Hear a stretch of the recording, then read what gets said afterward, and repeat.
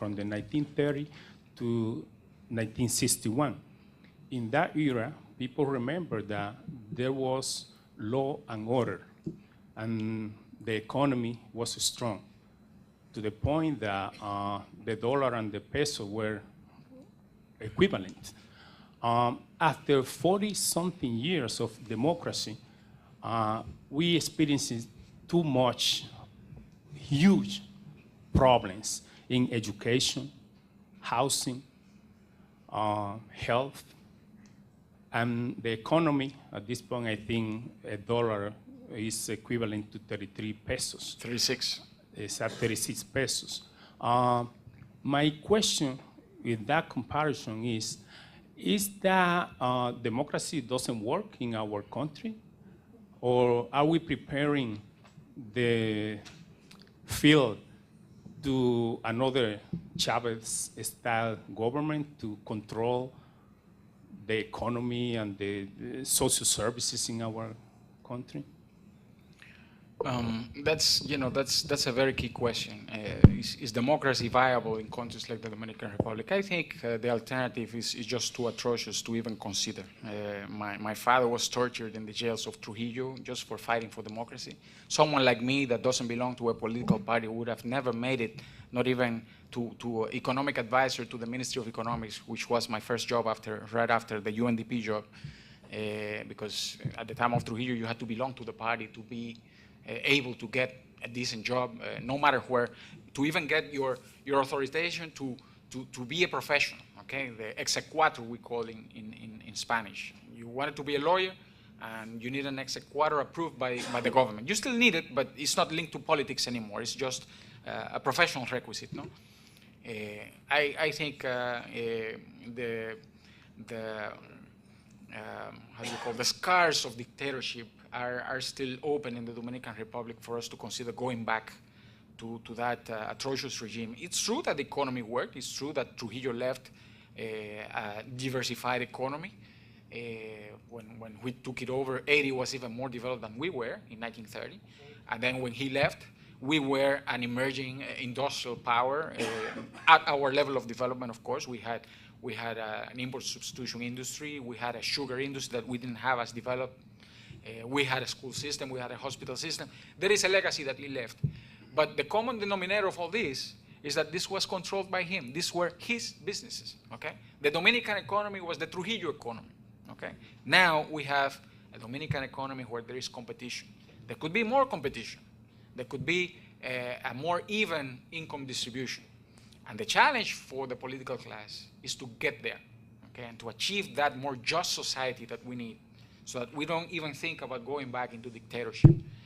I think we will avoid a phenomenon, as we have discussed for other countries, if the political parties modernize themselves and the political leadership is able to come with the right answers for the problems we're facing. And as long as we have forward-looking politicians becoming candidates and being elected, I think we have a hope.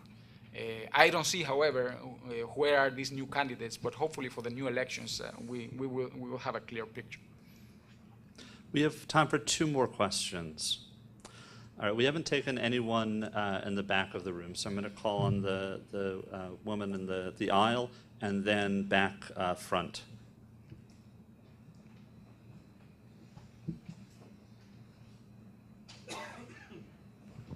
Hi, how are you? Thank you.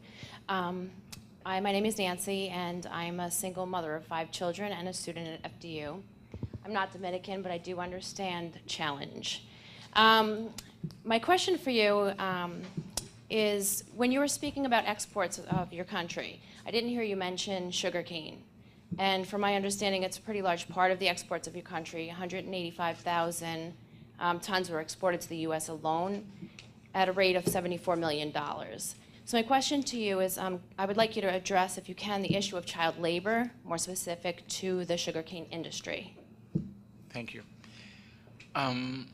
There is no child labor in the sugar industry. Our difficulties in the past with the sugarcane industry was the employment and the remuneration and the labor and the living conditions of the migrant Haitians working in sugarcane.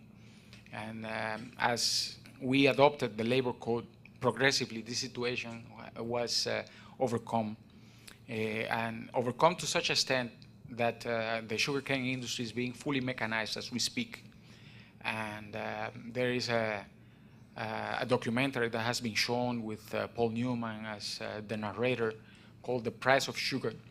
And there you see an interesting description of a sugarcane industry that doesn't exist anymore. And all the examples that they visit, all the settlements they visited were settlements of Haitians living in the so-called bateys that were no longer part of an existing sugarcane industry operating. They were the bateys linked to the former sugarcane mills that had been closed down.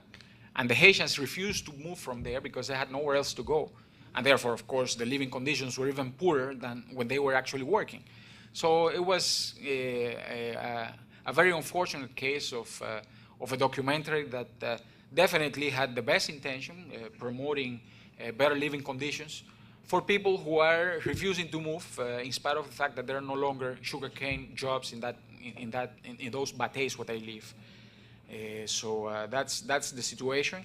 Now, the sugarcane industry is recovering. The sugarcane industry is no longer declining. And it's recovering, why? Because all of a sudden we have this new market in Europe. As part of our negotiations, we got a new initial quota of 60,000 metric tons. We had not exported into Europe for 47 years. We got the US quota, after all, because Cuba became what it is today, and therefore, instead of exporting to the UK as we were exporting until 1961, we became a supplier to the US market.